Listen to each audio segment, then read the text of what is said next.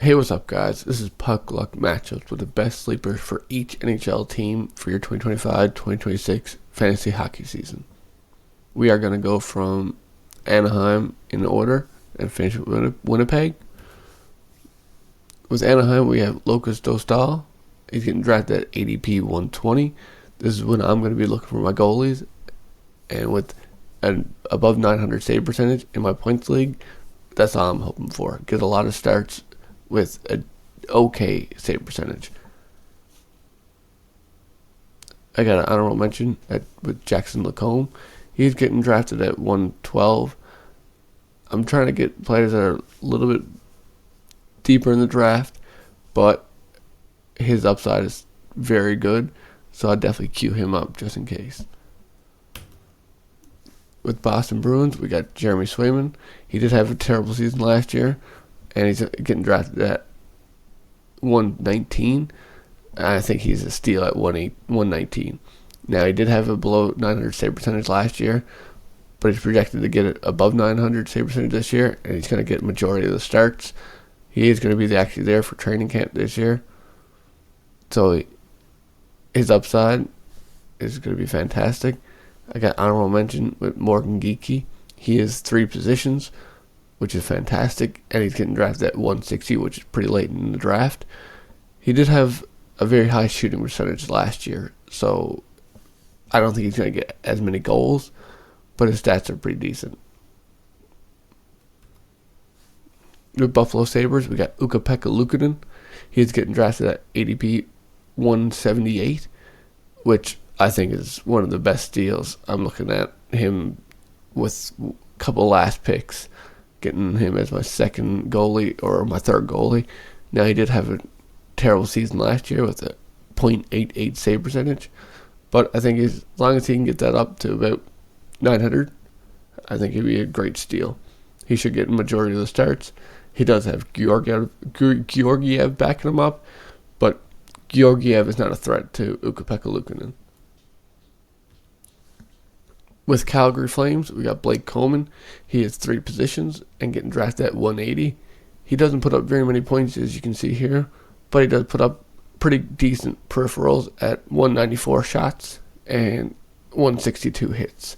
Doesn't put up as many blocks, but I think he's definitely worth it at such a late round, or he probably will fall to your waiver wire.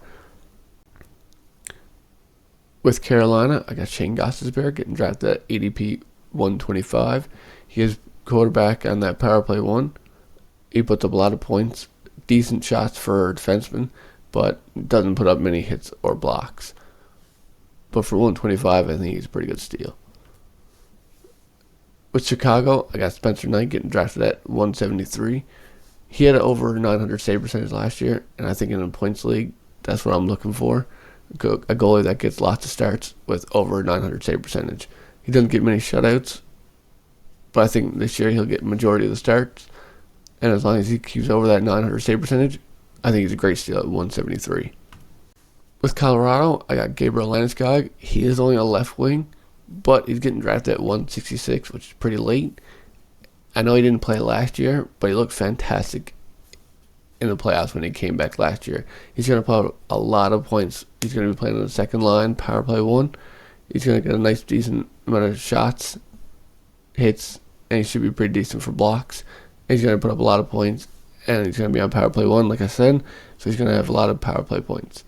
If your leagues count those, I'd definitely take a look at Gabriel Landeskog. The only problem that hurts him is that he is just a left wing. With Columbus Blue Jackets, I got Adam Fantilli. Same thing, he is only a natural center, but he's getting drafted super late, and he has such a high upside. He's getting drafted at 177. He's going to put up over 60 points. He's going to have over 200 shots, over 100 blocks. So definitely got to look at. The only problem with him is that he is a center, like I said. But you can take a look at Ken Johnson as my honorable mention. He is triple eligible, and he's not getting drafted. So you definitely take a look at him on your waiver wire after the draft. He should have put up a lot of points as well. He's not going to be on power play 1, though. That's the only downside with him. Dallas Stars, I got Tyler Seguin. He didn't play very much last year, but he is center right wing, and he's getting drafted super late at 183. He should put up a decent amount of points, 50 to 60 points. Gonna get great. Dallas is great, so plus 30. It's a bit probably high for his projected, but he's gonna get decent shots, okay hits. So he's definitely more for points.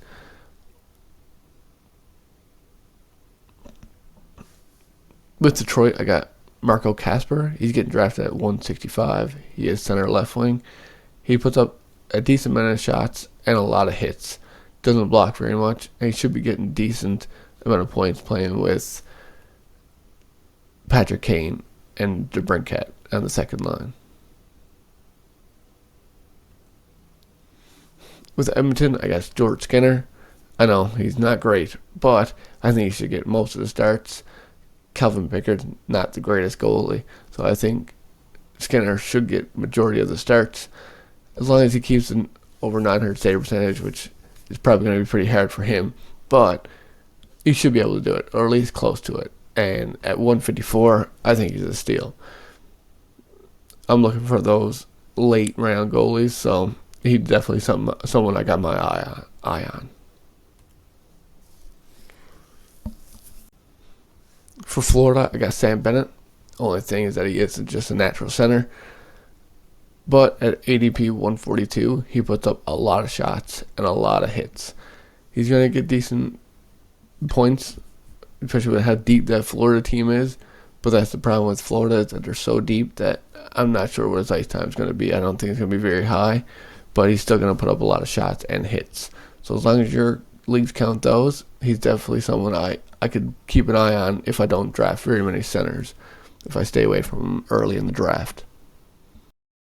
For LA, I got Andrei Kuzmenko. He's getting drafted at 175. He is left wing, right wing. He puts up pretty decent points. He's projected to put up 21 goals, 31 assists, 124 shots, not too bad. Peripherals are lacking though. But with a full season with LA on the top line, I think he would do pretty decent, probably even better than his projected stats. But honorable mention is Quentin Byfield. He is a center left wing.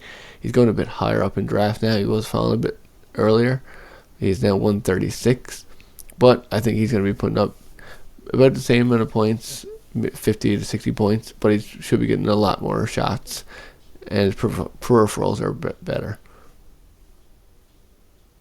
With Minnesota, I got Marco Rossi. He's not getting drafted right now, so he's definitely going to fall to your waiver wire more than likely, especially with only just being a natural center. He's going to get a lot of points, a lot of shots, and probably a nice bit of decent power play points. He doesn't really hit or block very much, but for someone that you can pick up on your waiver wire, definitely a good person to look at. On Montreal, I got Zachary Bolduc. He is just a natural right winger, but he's not getting drafted. He's going to put up a decent amount of points, nice bit of shots, and nice few hits. With Nashville, I got UC Saros. He's getting drafted at 103, which is just crazy. This guy, I had him for a couple of years in fantasy. This guy's unreal. I know he had a down season last year and only had .895, and Nashville I know is still trash, but I could definitely see him starting majority of the games, and he definitely could reach that .906 save percentage. And if he hits that, he's one of the biggest steals at 103. With New Jersey, I got Dawson Mercer. He's not getting drafted right now. His peripherals are lacking, and he won't put up that many points, only playing on the third line, so his ice time is limited. But definitely a great player to look at on your waiver wire. He is a center right wing, pretty decent. With the Islanders, I got Jonathan Drouin. He's a left wing, right wing, not getting drafted as well. His peripherals are very bad, but he should be on power play 1, and he's going to be on that top line. He does have a breakout. He could have a breakout season, but he's not the greatest player. Honorable mention is Matthew Barzal. He's definitely a player I'd prefer to go with, but he's starting to get a bit higher up in the draft at 144. But he still should be a great pickup, especially with a center right wing. With the Rangers, I got Alexis Lafreniere. He's getting drafted at 177. He is left wing and right wing. He puts up a decent amount of shots, nice bit of hits, doesn't block very much. He will put up a lot of points this season. I definitely see him squeaking out power play 1. His plus minus is terrible, so be wary if your leagues count those. But he should have put up around 50 points this season. Definitely someone I'd keep my eye on this late in the draft. With Ottawa, I got Dylan Cousins. He is only a natural center, which hurts his value, but he's getting drafted at 180. He should put up a lot of points. He's projected to get 58 points. A lot of shots, just under 200. His hits are great. He doesn't block very much. But with his shots and hits being so high, definitely you could take a look at him at 180. He might even fall to your waiver wire, but probably unlikely with how many points he will put up at his peripherals. With the Flyers, I got Owen Tippett. He is a left wing, right wing. He's getting drafted at 170. He should put up just around 50 points. His plus minus is going to be terrible. I'm not very high on the Flyers this year, but he's going to get a lot of shots and a lot of hits and decent blocks. So his peripherals are great. So at 170, definitely a guy I'd keep an eye on. With Pittsburgh, they're not going to be great this season, but I got Brian Rust. I've had him the last few years, and he put up so many points. His peripherals lack a little bit, but at 141, he's a decent value. He's going to get around 60 points. He's going to be minus, though, so if your leagues do count plus minus, just keep an eye on that. But he's going to put up a lot of shots, over 200 shots for sure. His hits and blocks, like I said, they're not the greatest, but he's going to put up a lot of points. Honorable mention is Tristan Jarry. He's not getting drafted, and he should be getting the majority of the starts with Nedeljkovic out behind him. So keep an eye on him. You could probably pick him up on your waiver wire. With San Jose, I got Will Smith. He is a center right wing. He's not getting drafted right now. His peripherals are terrible, but he puts up a lot of shots. He should be on power play 1, so his power play points are going to be up, and he should be getting around 50 points this season. Definitely not out of the question. My honorable mention is Tyler Toffoli. He is probably better for peripherals and points, but where he is getting drafted, that's why I have him as an honorable mention. And Will Smith, you can definitely just pick up on your waiver wire. Definitely someone to look into after the draft. With Seattle, I got Jared McCann. He is center left wing. He is getting drafted at 172. He should put up 50, 60 points. He's going to get a lot of shots, but his peripherals, his hits and blocks aren't great. His plus minuses aren't great either. His honorable mention is Jaden Schultz. He is also center left wing, but he's not getting drafted. He puts up a lot of points, a lot of shots. Definitely someone to take a look into on your waiver wire. With St. Louis, I got Jake Neighbors. He's going undrafted right now. He is a left wing, right wing. He's going to be putting up around 50 points. His shots are pretty decent. Hits are really good. Blocks lacking a little bit. He should be getting second line, could be first line minutes. Jimmy Snuggerud, he's supposed to be on the top line on daily faceoff. That's what they got him projected as. But I'm not too high on Jimmy Snuggerud, and Jake Neighbors could easily take that top second line and definitely could be on the power play. Like I said, honorable mention was Jimmy Snuggerud. He is only a right winger, but he is projected to play on the top line. Both of these players are going undrafted. Great waiver wire pickups, but I'm definitely higher up on Jake Neighbors just because of the last few seasons. He's been fantastic. On Tampa Bay, I got Anthony Cirelli.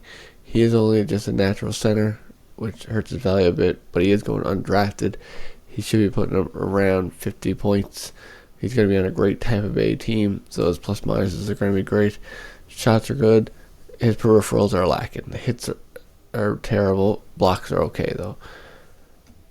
But they're going undrafted, so if you see him in the waiver wire and you need a center, then definitely a good pickup. With Toronto Maple Leafs, I got Morgan Rielly getting drafted at 140, which is so late for a power play one quarterback, especially with Mitch Marner gone. He puts up so many points, nice bit of shots for a defenseman, and he blocks a nice bit. So his peripherals are pretty good. He doesn't hit very much, but with his point upside and his shots and his blocks at 140, such a steal. Definitely a guy I'm looking into. Honorable mentions, Max Domi. I did have him here originally, but he doesn't put up many points, and his peripherals aren't great. But he should be playing on that first, second line. Definitely, with Mitch Marner out of the question, he should be getting a nice bit of more ice time. Definitely a guy I'd take a look into, especially going undrafted. You can take a look at him on your waiver wire. I do have Matthias Mercelli there, but he's only a left winger. He should be playing on that top line, but he could also be terrible going into the season, and he could definitely fall. So that's why I have Max Domi there, because he could definitely take that spot and play alongside Austin Matthews. But two guys that are going undrafted, and you can keep an eye on your waiver wire. With the Utah Mammoth, I got J.J. Peterka. He is a left wing, right wing. He's getting drafted a bit higher in the draft now at 122, but his points and his shots are just too good. I did have a hard time choosing between Dylan Guenther and Logan Cooley and J.J. Peterka, so I put them all here. I just didn't like how Dylan Guenther is a natural right winger and Logan Cooley is a natural center. At least with J.J. Peterka, he is a left wing and right wing, so a guy that you can definitely take a look into if he falls around the 122 or even later. With Vancouver, I know they had a terrible season last year, but all their players are falling so low. I got Jake DeBrusk. He's a left wing, right wing. He's fallen down to 181. He's going to get over 50 points this season. His shots are good. His hits are good. He doesn't block very much. But he's going to be playing on the top line. Pettersson should be better this season. I know he had a down season last year, but at 181, this is such a steal. I got honorable mention at Brock Besser. I know he is only a right wing.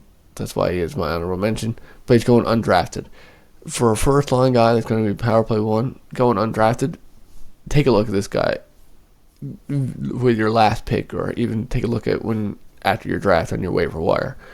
This guy's going to be one of the best steals of the season. With Vegas, I got Pavel Dorfia. He is a left wing, right wing.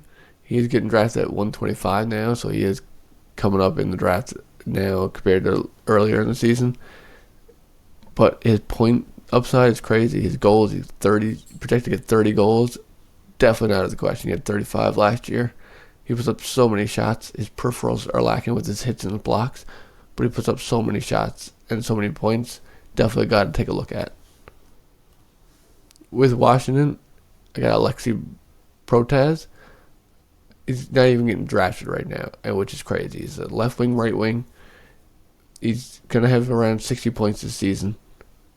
His plus minus was plus 40 last year. Now, I know Washington is going to come down to earth a bit, but 140 shots, 60 points, his peripherals are lacking a little bit, but a guy that you can pick up with your last pick of the draft or even go to your waiver wire and pick this guy up, him and Brock Besser are going to be crazy value this season.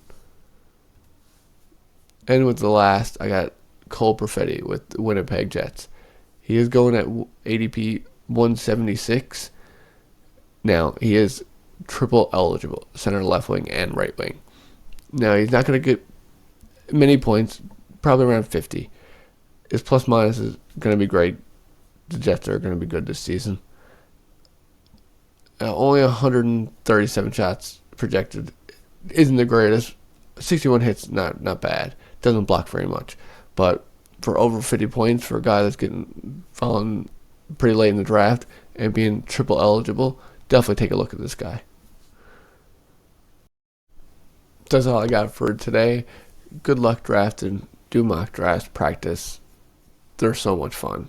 Don't just go into the draft blind.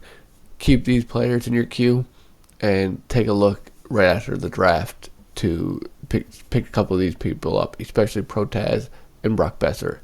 I know Brock Besser is only a right wing, but take a look at these guys. They're going to be the best steals of the season, trust me. I'll see you guys in the next one. Peace.